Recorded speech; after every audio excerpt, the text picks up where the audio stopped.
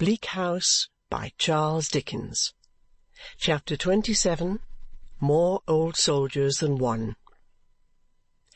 Mr. George has not far to ride with folded arms upon the box, for their destination is Lincoln's Inn Fields. When the driver stops his horses, Mr. George alights, and looking in at the window says, "What, Mr. Tulkinghorn's your man, is he?" "Yes, my dear friend. Do you know him, Mr. George?" "Why, I have heard of him. Seen him too, I think, but I don't know him, and he don't know me." There ensues the carrying of Mr. Smallweed upstairs, which is done to perfection with the trooper's help.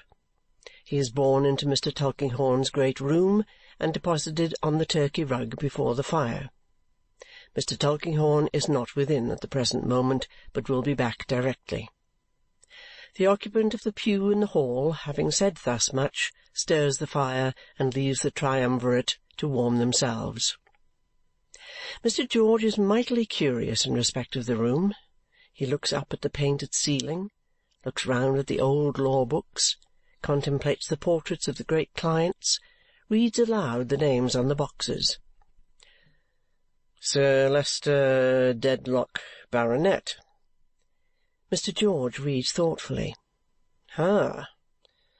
Manor of Chesney Wold. Mr. George stands looking at these boxes a long while, as if they were pictures, and comes back to the fire, repeating, "Sir Leicester Dedlock, Baronet, and Manor of Chesney Wold. Eh?" "Worth a mint of money, Mr. George," whispers Grandfather Smallweed, rubbing his legs. "Powerfully rich." "Who do you mean? This old gentleman or the baronet?" This gentleman. "So I have heard, and knows a thing or two, I'll hold a wager. Not bad quarters either," says Mr. George, looking round again. "See the strong box yonder?" This reply is cut short by Mr. Tulkinghorn's arrival.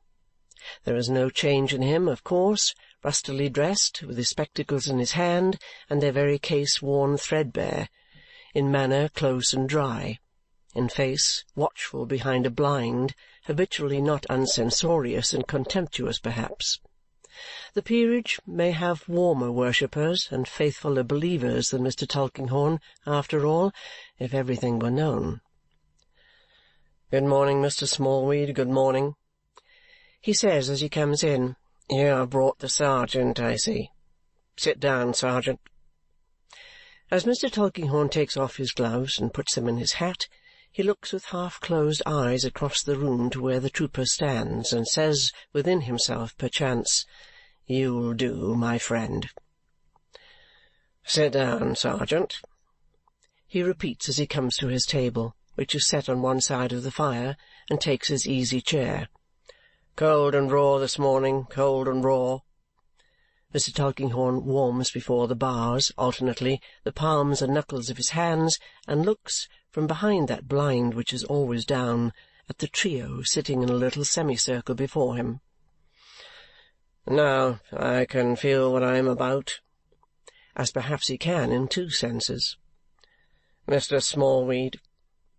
The old gentleman is newly shaken up by Judy to bear his part in the conversation. "You have brought our good friend the sergeant, I see." "Yes, sir," returns Mr. Smallweed, very servile to the lawyer's wealth and influence. "And what does the sergeant say about this business?" "Mr. George," says Grandfather Smallweed with a tremulous wave of his shrivelled hand, "this is the gentleman, sir." Mr. George salutes the gentleman, but otherwise sits bolt upright and profoundly silent, very forward in his chair, as if the full complement of regulation appendages for a field-day hung about him. Mr. Tulkinghorn proceeds. "Well, George, I believe your name is George?" "It is so, sir." "What do you say, George?" "I ask your pardon, sir," returns the trooper, "but I should wish to know what you say." "Do you mean in point of reward?" I mean in point of everything, sir." This is so very trying to Mr. Smallweed's temper that he suddenly breaks out with, "You're a brimstone beast!" and as suddenly asks pardon of Mr. Tulkinghorn, excusing himself for this slip of the tongue by saying to Judy, "I was thinking of your grandmother, my dear." "I suppose, sergeant," Mr. Tulkinghorn resumes as he leans on one side of his chair and crosses his legs, "that Mr. Smallweed might have sufficiently explained the matter.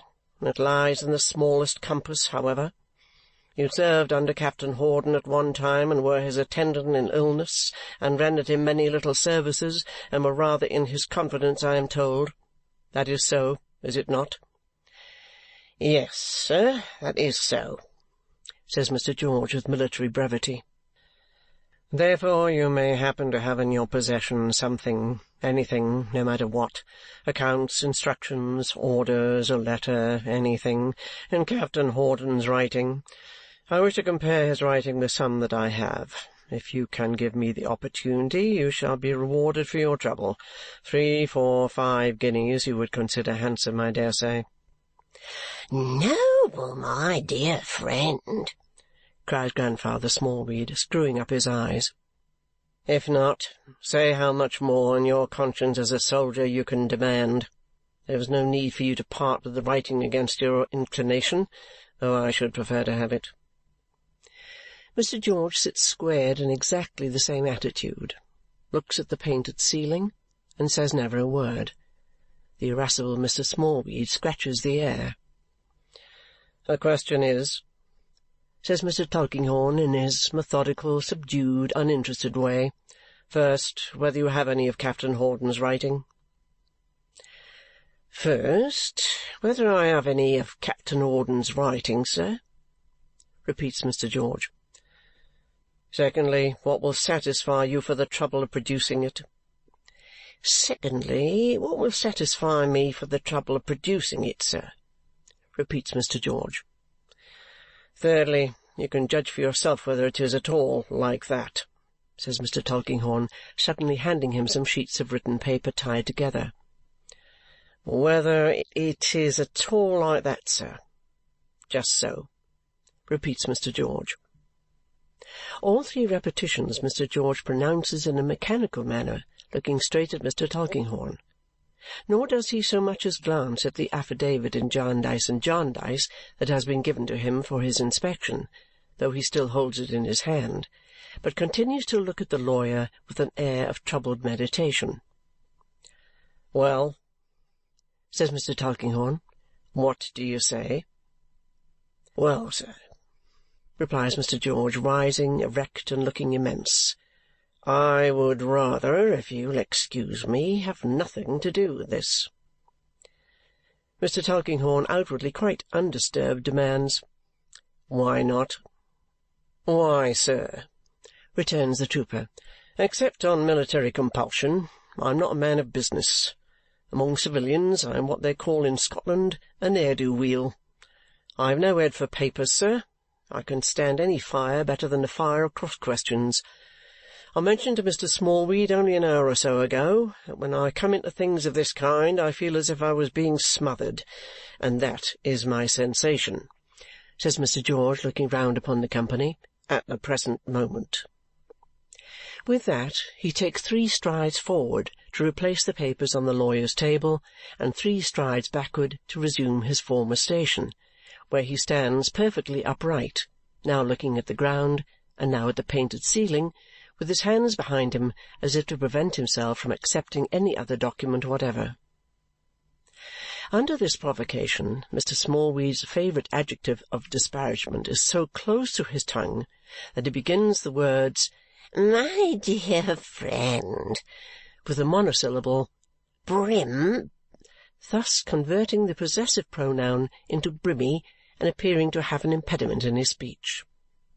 Once past this difficulty, however, he exhorts his dear friend in the tenderest manner not to be rash, but to do what so eminent a gentleman requires, and to do it with a good grace, confident that it must be unobjectionable as well as profitable. Mr. Tulkinghorn merely utters an occasional sentence as, You're the best judge of your own interests, Sergeant. Take care you do no harm by this. Please yourself, please yourself. If you know what you mean, that's quite enough." These he utters with an appearance of perfect indifference as he looks over the papers on his table and prepares to write a letter. Mr. George looks distrustfully from the painted ceiling to the ground, from the ground to Mr. Smallweed, from Mr. Smallweed to Mr. Tulkinghorn, and from Mr. Tulkinghorn to the painted ceiling again, often in his perplexity changing the leg on which he rests. "I do assure you, sir," says Mr. George, "not to say it offensively, that between you and Mr. Smallweed here, I really am being smothered 50 times over. I really am, sir. I'm not a match for you gentlemen. Will you allow me to ask why you want to see the captain's hand, in the case that I could find any specimen of it?" Mr. Tulkinghorn quietly shakes his head. "No. If you are a man of business, Sergeant, you would not need to be informed that there are confidential reasons, very harmless in themselves, for many such wants in the profession to which I belong.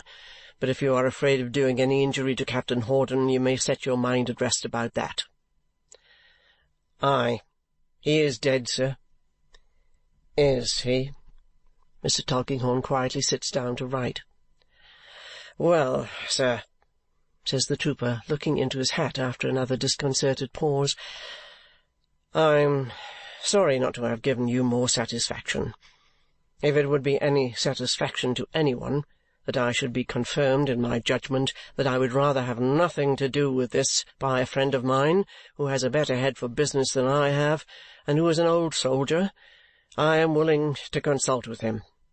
I really am so completely smothered myself at present," says Mr. George, passing his hand hopelessly across his brow, "that I don't know but what it might be a satisfaction to me."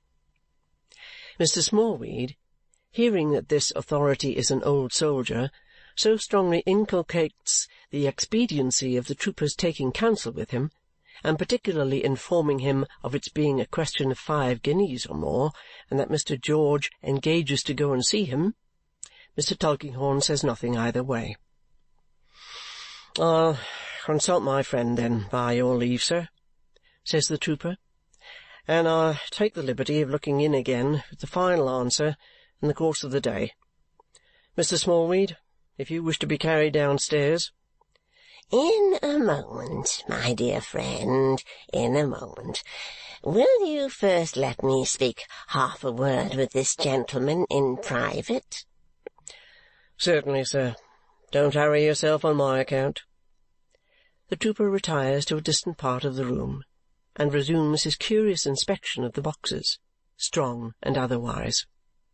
"If I wasn't as weak as a brimstone baby, sir," whispers Grandfather Smallweed, drawing the lawyer down to his level by the lapel of his coat and flashing some half-quenched green fire out of his angry eyes, "I'd tear the writing away from him. He's got it buttoned in his breast. I saw him put it there. Judy saw him put it there. Speak up, you crabbed image, for the sign of a walking-stick shop, and say you saw him put it there." This vehement conjuration the old gentleman accompanies with such a thrust at his granddaughter that it is too much for his strength, and he slips away out of his chair, drawing Mr. Tulkinghorn with him, until he is arrested by Judy and well shaken. "Violence will not do for me, my friend," Mr. Tulkinghorn then remarks coolly. No, I know, sir, but it's chafing and galling. It's worse than your smattering, chattering magpie of a grandmother," to the imperturbable Judy, who only looks at the fire, "to know he has got what's wanted and won't give it up. He not to give it up. He, a vagabond. But never mind, sir, never mind. At the most he has only his own way for a little while. I have him periodically in a vice. I'll twist him, sir. I'll screw him, sir. And if he won't do it with a good grace, I'll make him do it with a bad one, sir. "Now, my dear Mr. George," says Grandfather Smallweed, winking at the lawyer hideously as he releases him, "I am ready for your kind assistance, my excellent friend." Mr. Tulkinghorn, with some shadowy sign of amusement manifesting itself through his self-possession, stands on the hearth-rug with his back to the fire, watching the disappearance of Mr. Smallweed and acknowledging the trooper's parting salute with one slight nod. It is more difficult to get rid of the old gentleman, Mr. George finds, than to bear a hand in carrying him downstairs, for when he is replaced in his conveyance, he is so loquacious on the subject of the guineas and retains such an affectionate hold of his button, having in truth a secret longing to rip his coat open and rob him, that some degree of force is necessary on the trooper's part to effect a separation. It is accomplished at last, and he proceeds alone in quest of his adviser.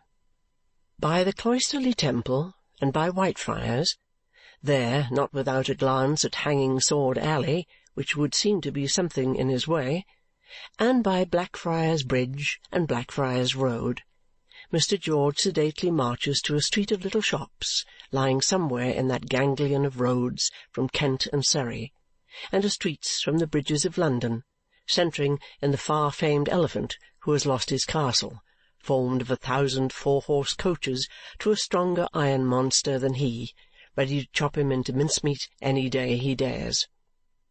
To one of the little shops in this street, which is a musician's shop, having a few fiddles in the window, and some Pan's pipes, and a tambourine, and a triangle, and certain elongated scraps of music, Mr. George directs his massive tread. And, halting at a few paces from it, as he sees a soldierly-looking woman with her outer skirts tucked up, come forth with a small wooden tub, and in that tub commence a whisking and a splashing on the margin of the pavement. Mr. George says to himself, "She's as usual washing greens. I never saw her, except upon a baggage-wagon, when she wasn't washing greens." The subject of this reflection is at all events so occupied in washing greens at present that she remains unsuspicious of Mr. George's approach until, lifting up herself and her tub together when she has poured the water off into the gutter, she finds him standing near her. Her reception of him is not flattering. "George, I never see you but I wish you was 100 mile away." The trooper, without remarking on this welcome, follows into the musical instrument shop, where the lady places her tub of greens upon the counter, and having shaken hands with him, rests her arms upon it. "I never," she says. "George, consider Matthew Bagnet safe a minute when you're near him. You are that restless and that roving." "Yes, I know I am, Mrs. Bagnet. I know I am." "You know you are," says Mrs. Bagnet. "What's the use of that? Why are you?" "The nature of the animal, I suppose," returns the trooper good-humouredly. "Ah!" cries Mrs. Bagnet, something shrilly. "But what satisfaction will the nature of the animal be to me, when the animal shall have tempted my mat away from the musical business to New Zealand or Australia?" Mrs. Bagnet is not at all an ill-looking woman, rather large-boned, a little coarse in the grain, and freckled by the sun and wind which have tanned her hair upon the forehead, but healthy, wholesome, and bright-eyed. A strong, busy, active, honest-faced woman of from 45 to 50. Clean, hardy, and so economically dressed, though substantially, that the only article of ornament of which she stands possessed appears to be her wedding-ring, around which her finger has grown to be so large since it was put on that it will never come off again until it shall mingle with Mrs. Bagnet's dust. "Mrs. Bagnet," says the trooper, "I am on my parole with you. Mat will get no harm from me. You may trust me so far." "Well, I think I may, but the very looks of you are unsettling," Mrs. Bagnet rejoins. "Ah, George, George, if you'd only settled down and married Joe Pouch's widow when he died in North America, she'd have combed your hair for you." "It was a chance for me, certainly," returns the trooper, half laughingly, half seriously, "but I shall never settle down into a respectable man now. Joe Pouch's widow might have done me good. There was something in her and something of her, but I couldn't make up my mind to it. If I had had the luck to meet with such a wife as Mat found—" Mrs. Bagnet, who seems in a virtuous way to be under little reserve with a good sort of fellow, but to be another good sort of a fellow herself for that matter, received this compliment by flicking Mr. George in the face with a head of greens and taking a tub into the little room behind the shop. "Why, Quebec, my poppet," says George, following on invitation into that department, "and little Malta too. Come and kiss your Bluffy." These young ladies, not supposed to have been actually christened by the names applied to them, though always so called in the family from the places of their birth in barracks, are respectively employed on three-legged stools, the younger some 5 or 6 years old in learning her letters out of a penny primer, the elder 8 or 9 perhaps in teaching her and sewing with great assiduity. Both hail Mr. George with acclamations as an old friend, and after some kissing and romping plant their stools beside him. "And how's young Woolwich?" says Mr. George. "Ah, there now!" cries Mrs. Bagnet, turning about from her saucepans, for she is cooking dinner, with a bright flush on her face. "Would you believe it? Got an engagement at the theatre with his father to play the fife in a military piece." "Well done, my godson!" cries Mr. George, slapping his thigh. "I believe you," says Mrs. Bagnet. "He's a Briton. That's what Woolwich is, a Briton." "And Mat blows away at his bassoon, and your respectable civilians, one and all," says Mr. George. "Family people, children growing up, Mat's old mother in Scotland, and your old father somewhere else corresponded with and helped a little, and well, well, to be sure, I don't know why I shouldn't be wished 100 miles away, for I have not much to do with all this." Mr. George is becoming thoughtful, sitting before the fire in the whitewashed room, which has a sanded floor and a barrack smell, and contains nothing superfluous, and has not a visible speck of dirt or dust in it, from the faces of Quebec and Malta to the bright tin pots and pannikins upon the dresser shelves. Mr. George is becoming thoughtful, sitting here while Mrs. Bagnet is busy, when Mr. Bagnet and young Woolwich opportunely come home. Mr. Bagnet is an ex-artilleryman, tall and upright, with shaggy eyebrows and whiskers like the fibres of a cocoanut, not a hair upon his head, and a torrid complexion. His voice, short, deep, and resonant, is not at all unlike the tones of the instrument to which he is devoted. Indeed, there may be generally observed in him an unbending, unyielding, brass-bound air, as if he were himself the bassoon of the human orchestra. Young Woolwich is the type and model of a young drummer. Both father and son salute the trooper heartily, he saying in due season that he has come to advise with Mr. Bagnet. Mr. Bagnet hospitably declares that he will hear of no business until after dinner, and that his friend shall not partake of his counsel without first partaking of boiled pork and greens. The trooper yielding to this invitation, he and Mr. Bagnet, not to embarrass the domestic preparations, go forth to take a turn up and down the little street, which they promenade with measured tread and folded arms as if it were a rampart. "George," says Mr. Bagnet, "you know me. It's my old girl that advises. She has the head, but I never owned to it before her. Discipline must be maintained. Wait till the greens is off her mind, then we'll consult. Whatever the old girl says do it." "I intend to, Mat," replies the other. "I would sooner take her opinion than that of a college." "College," returns Mr. Bagnet in short sentences, bassoon-like. "What college could you leave? In another quarter of the world, with nothing but a grey cloak and an umbrella to make it home to Europe. The old girl would do it to-morrow. Did it once." "You're right," says Mr. George. "What college," pursues Bagnet, "could you set up in life? With 2 penn'orth of white lime, a penn'orth of fuller's earth, a heap of the sand, and the rest of the change out of 6pence in money? That's what the old girl started on in the present business." "I am rejoiced to hear it's thriving, Mat. The old girl," says Mr. Bagnet, acquiescing, "saves. Has a stocking somewhere, with money in it. I never saw it, but I know she's got it. Wait till the greens is off her mind, then she'll set you up." "She is a treasure!" exclaims Mr. George. "She's more, but I never owned to it before her. Discipline must be maintained. It was the old girl that brought out my musical abilities. I should have been in the artillery now but for the old girl. 6 years I hammered at the fiddle, 10 at the flute. The old girl said it wouldn't do. Intention good, but want of flexibility.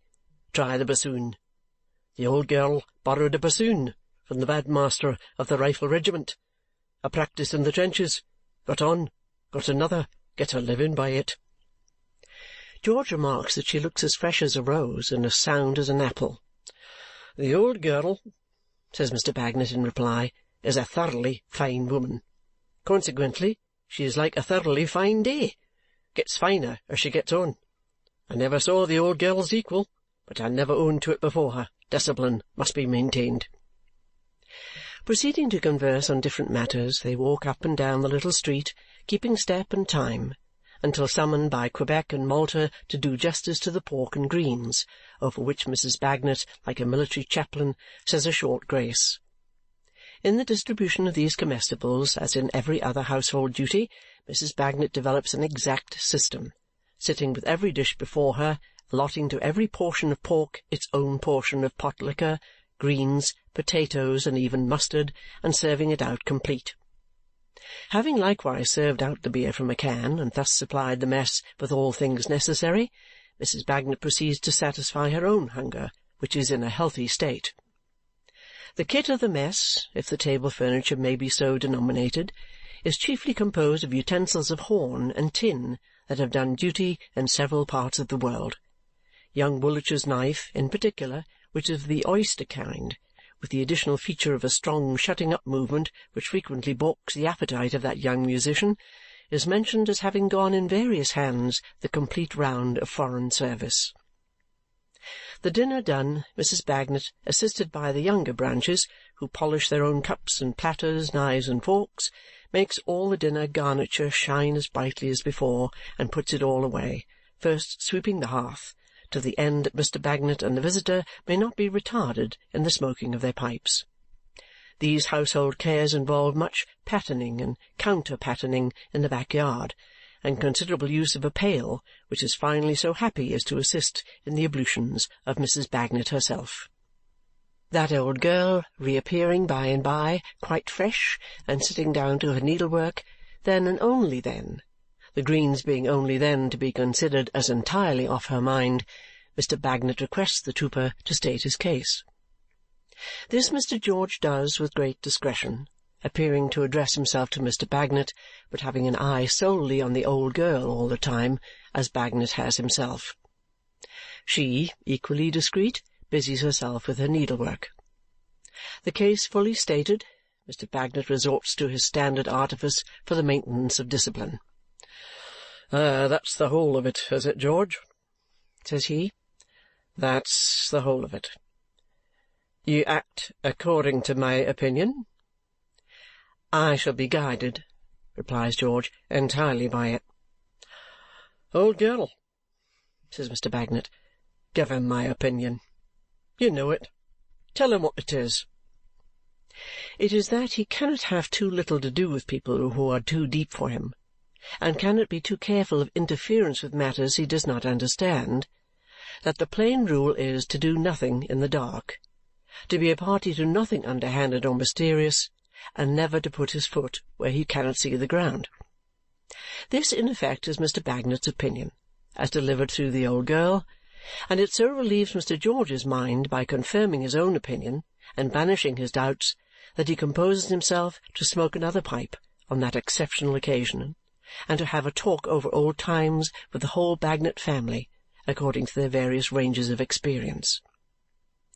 Through these means it comes to pass that Mr. George does not again rise to his full height in that parlour until the time is drawing on when the bassoon and fife are expected by a British public at the theatre, and as it takes time even then for Mr. George, in his domestic character of Bluffy, to take leave of Quebec and Malta and insinuate a sponsorial shilling into the pocket of his godson, with felicitations on his success in life. It is dark when Mr. George again turns his face towards Lincoln's Inn Fields. "A family home," he ruminates as he marches along, "however small it is, makes a man like me look lonely. But it's well I never made that evolution of matrimony. I shouldn't have been fit for it. I'm such a vagabond still, even at my present time of life, that I couldn't hold to the gallery a month together if it was a regular pursuit, or if I didn't camp there, gipsy fashion. Come, I disgrace nobody and cumber nobody. That's something. I've not done that for many a long year." So he whistles it off and marches on. Arrived in Lincoln's Inn Fields, and mounting Mr. Tulkinghorn's stair, he finds the outer door closed and the chambers shut. But the trooper not knowing much about outer doors, and the staircase being dark besides, he is yet fumbling and groping about, hoping to discover a bell-handle or to open the door for himself, when Mr. Tulkinghorn comes up the stairs, quietly of course, and angrily asks, "Who is that? What are you doing there?" "I ask your pardon, sir. It is George, the sergeant."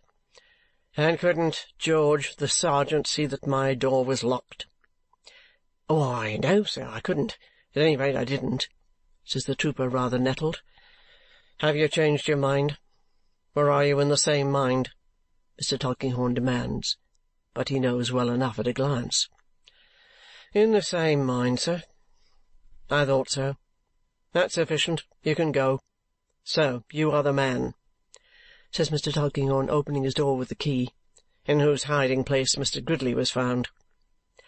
"Yes, I am the man," says the trooper, stopping 2 or 3 stairs down. "What then, sir?" "What then? I don't like your associates. You should not have seen the inside of my door this morning if I had thought of your being that man. Gridley, a threatening, murderous, dangerous fellow." With these words, spoken in an unusually high tone for him, the lawyer goes into his rooms and shuts the door with a thundering noise. Mr. George takes his dismissal in great dudgeon, the greater because a clerk coming up the stairs has heard the last words of all and evidently applies them to him. "A pretty character to bear," the trooper growls with a hasty oath as he strides downstairs. "A threatening, murderous, dangerous fellow!"